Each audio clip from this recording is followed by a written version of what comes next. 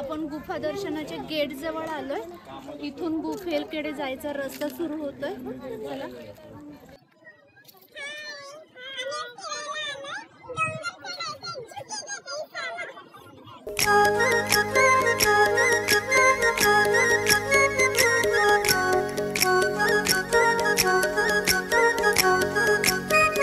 आज मी तुम्हाला खोपोली येथे परमपूज्य गगनगिरी महाराज यांच्या मठावर घेऊन जाणार आहे।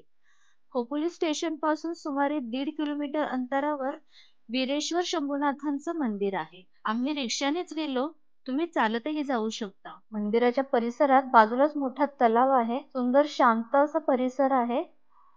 मंदिराच्या गाभाऱ्यात प्रवेश करताच सर्वप्रथम मला गणपती बाप्पांची मूर्ती दिसली। सर्वप्रथम मी गणपती बाप्पांचं दर्शन घेतलं। खूप सुंदर अशी सुबक मूर्ती आहे। बाजूलाच मारुतीरायाची ही मूर्ती आहे। गाभाऱ्यात खूप सुंदर असं वीरेश्वर शंभूनाथांची मूर्ती आहे। खूप सुंदर दर्शन झालं आणि प्रसन्न वातावरण आहे। महत्त्वाचं म्हणजे खूप छान असं दर्शन झालं, जास्त गर्दी नव्हती।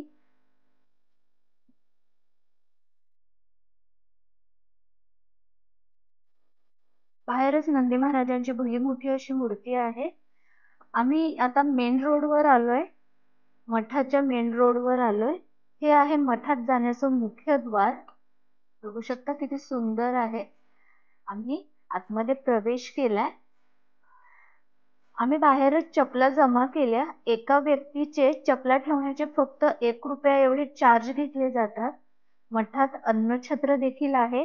कुपन घेऊन इथे आपल्याला जेवण मिळतं, तसेच लाडूचा प्रसादही मिळतो। 50 रुपयात 2 लाडू। आम्ही निघता वेळेस लाडू घेतले होते। एकदम ताजे आणि चविष्ट असे लाडू होते। मंदिराचा परिसर आतून खूप सुंदर आहे। दर्शनासाठी रांगेत असताना इथे एक छोटासा पूल येतो, तिथून मंदिर आणि हा वाहता झरा असं सुंदर दृश्य तुम्हाला बघायला मिळेल। असं सांगितलं जातं की परमपूज्य गगनगिरी महाराज या वाहत्या पाण्यात तपाला बसले असता माशांनी त्यांचे पाय खाऊन टाकले होते आणि अर्ध शरीर उरलं होतं। त्या जागेवर त्यांची समाधी स्थळी मंदिर उभारण्यात आलं। त्यांनी त्यांच्या जीवनामध्ये खूप साधना आणि सिद्धी देखील प्राप्त केल्या होत्या। नाथ संप्रदायाचे ते अध्यक्ष देखील होते। मठात प्रवेश करताना थंडगार वातावरणाचा भास होतो, कारण आतील सर्व काम मार्बलच्या थंड दगडापासून केलेलं आहे। कोरीव काम असं आहे। सुंदर सुबक सुंदर असं मंदिर आहे। अत्यंत प्रसन्न आणि शांत वातावरण। आजूबाजूचा परिसरही खूप सुंदर आणि शांत आहे। खूप छान अशा मूर्त्या साकारल्या आहेत इथे गगनगिरी महाराजांच्या। खूप सुंदर असं गार्डन तयार केलेलं आहे। भव्य असा परिसर आहे। मंदिराच्या परिसरातच भक्त निवास देखील आहे। एका रात्रीचे पर पर्सन फक्त 500 रुपये चार्ज करावे लागतात। जर तुम्ही खूप लांबून येणार आहात किंवा तुम्हाला स्टे करायचा असेल तर हा खूप छान ऑप्शन आहे। तुम्ही इथे स्टे करून निवांत मठाच्या आजूबाजूचा परिसर फिरू शकता, ज्यात तुमचा सकाळचा नाश्ता आणि दुपारचं जेवण सुद्धा इन्क्लूड आहे। मंदिरात प्रवेश करताना हा जो ब्रिज लागतो तिथून खूप छान झरा आणि मंदिराचं दर्शन होतं। मंदिरात प्रवेश केल्याबरोबर मार्बल पासून तयार केलेले खूप छान नक्षीकाम असं बघायला मिळतं। पूर्ण मंदिरात मार्बलचं नक्षीकाम तुम्हाला बघायला मिळेल। खूप सुंदर। आणि इथे पूजा सुरू आहे। व्हिडिओ शूट अलाउड नाहीये इथे आतमध्ये, तरीही मी चोरून करते। गगनगिरी महाराजांची हुबेहूब अशी मूर्ती इथे रेखाटलेली आहे।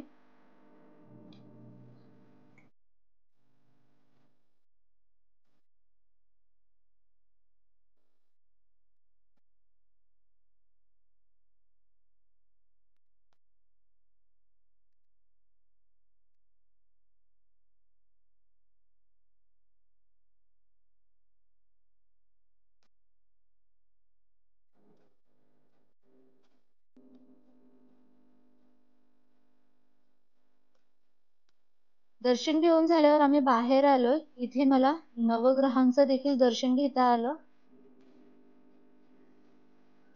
एकंदरीत सगळाच परिसर अतिशय खूप सुंदर आणि विलोभनीय असा आहे. तुम्ही नक्की इथे या. इथे गार्डन आहे, तिथे सगळे लोक जेवणासाठी बसले होते. आम्ही सुद्धा इथे जेवणाचा आस्वाद घेतला. घरूनच भाजी भाकरी बनवून आणली होती, चटणी, शेंगदाण्याची पुरणपोळी, ढोकळा असं बरंच काही आणलं होतं आम्ही आणि खायला बसलोय. या तुम्ही सुद्धा खायला. माझ्या बहिणीने केक आणला होता, भाकरी आणल्या होत्या, चटणी आणली होती. आम्ही सगळ्यांनी खूप छान असं एन्जॉय केलं जेवण. जास्त खाल्लंय. आता मी गुफेकडे चालले. गुफेकडे जायचं रस्ते बघता येतं मला एक झाड दिसलं, त्याला बघू शकता फळं किती सुंदर आहे. खूप मोठी मोठी फळं आहे. कमेंट करून नक्की सांगा तुम्हाला या फळांचं नाव माहिती आहे का, म्हणजेच ही कोणत्या प्रकारची फळं आहेत, हे झाड कोणतं आहे. कमेंट करून नक्की सांगा. बेलाची फळं असतात ना मोठी, तशा प्रकारचीच फळं आहेत, पण माहित नाही. मी फर्स्ट टाइमच बघते ही फळं.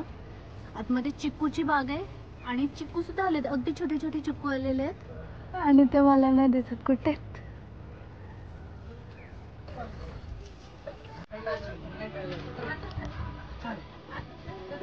आपण आता इथे हेलिपॅड कडे आलोय. तिथे समोर बघू शकता हेलिपॅड आहे. ते बघा मम्मी. आता आपण हेलिपॅड कडे आलोय, बघू शकता इथे हेलिपॅड आहे. आता मम्मीचा हेलिकॉप्टर आता येणार आहे इथे. बघू शकता किती सुंदर आहे हे.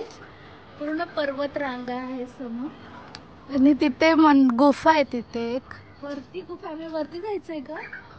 हो. तू चढशील का?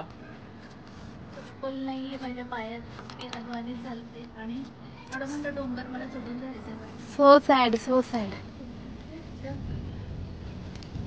मगाशी मी फळं दाखवलेली ना, पुन्हा इथं ते झाड आहे आणि फळं पण आले आणि फुलं पण आले. बघू शकता समोर फळं पण आहेत आणि फुलं पण आलेली आहेत. रेड कलरची फुलं आहेत.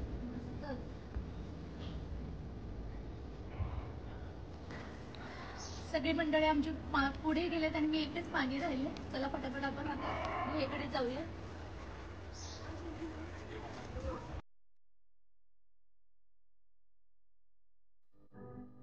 गुहेकडे जाताना मध्येच एक प्रति केदारनाथ मंदिर लागतं.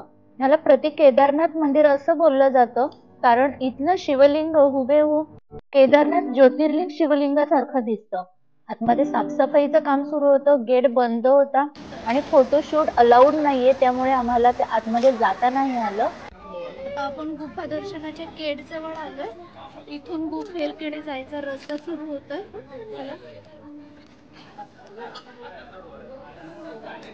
सुरू झालंय आणि माझी बहीण थकली आहे.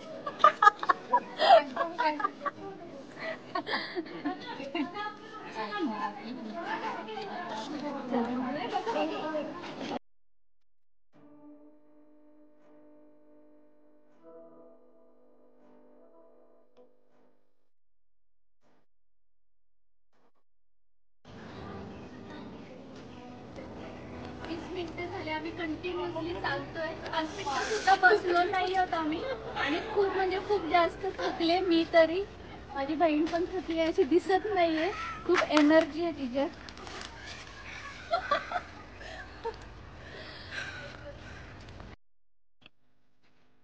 दम लागलाय. पाणी पण करतोय. पाणी पाणी पाणी पण पाणी मिळत नाही. आता खूप भूक लागली. पाणी तरी द्या कोणतरी. एक दोन भाकरी खाल्लेल्या आहेत. सकाळपासून एक दोन भाकरी खाल्ल्या, केक खाल्ला, ढोकळा खाल्लाय, शेंगदाण्याची पुरणपोळी खाल्ली, चटणी खाल्ली, पनीरची भाजी खाल्ली. आम्ही काही खाल्लं नाही तर आम्हाला ना चालत होतं आणि ते लोकांनी खाल्लं तर फास्ट चाललं ते लोक.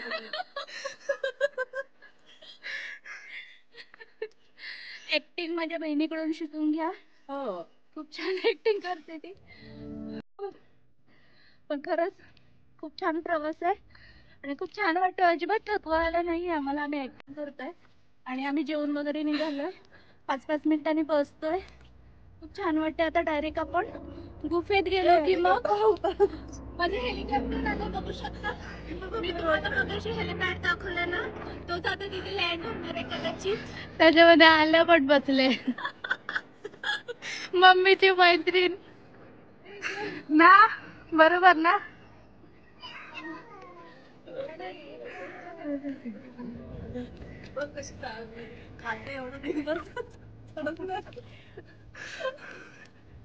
मी तुला वाटते की तू मला ओळखतेस.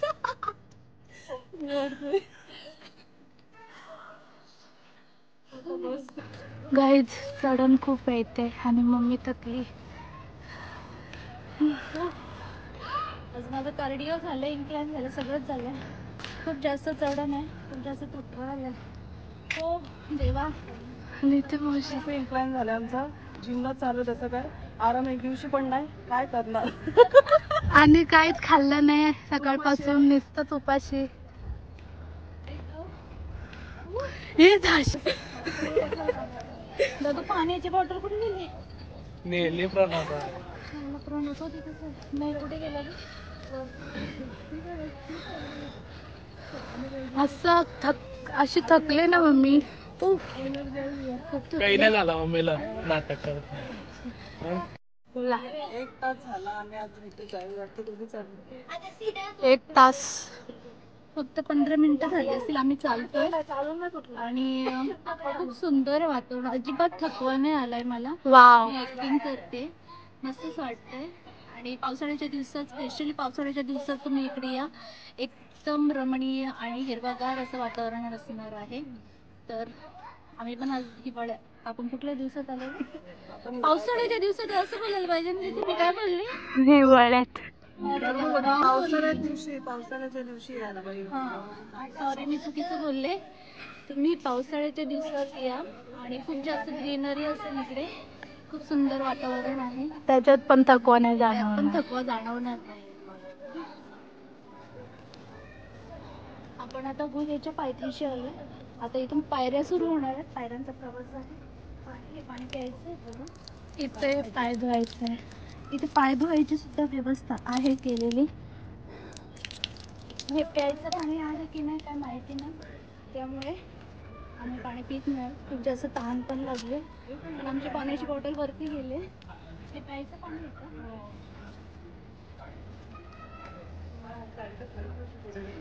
आता 5च मिनिटात आम्ही वरती पोहोचू.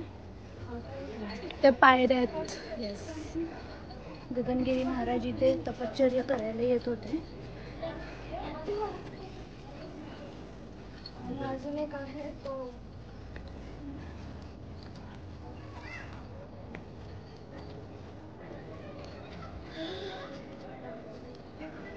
सुंदर फुल.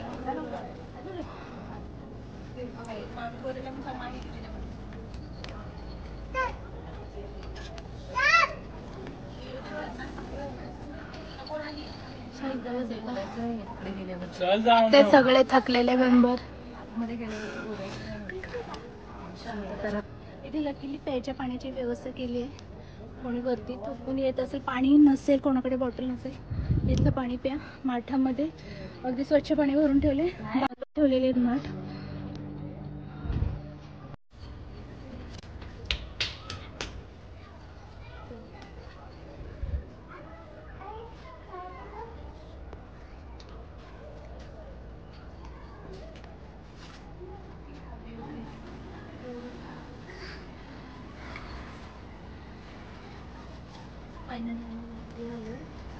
हळू आवाजात बोलावं लागलं, कारण पुजारी त्यांनी सांगितलं की गगनगिरी महाराज होते, ते इथे समाधी स्थळ, सॉरी ते इथे जॉब करायला बसायचे. म्हणून सगळे जे पर्यटक होते दर्शनासाठी, त्यांनी शांतता राखायची आहे. म्हणून आता आपण गुफेत एंट्री करायची. चला.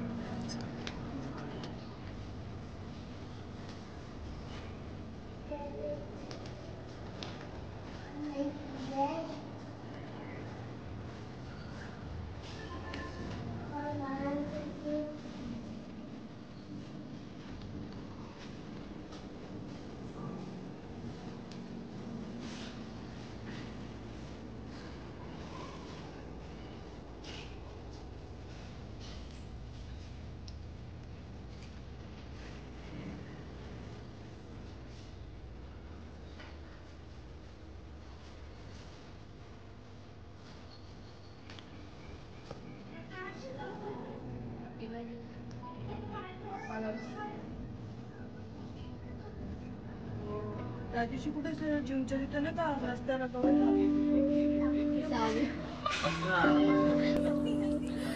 कॅमेरा व्हिडिओ मध्ये दाखवण्यासाठी ती बिस्किट टाकते. वरती आलोय आम्ही गुफेवर. छान दर्शन झाले. अगदी शांतता आहे. छान वाटलं सकाळपासून. आणि यासोबतच आजचा ब्लॉग आम्ही एंड करतोय. बाय.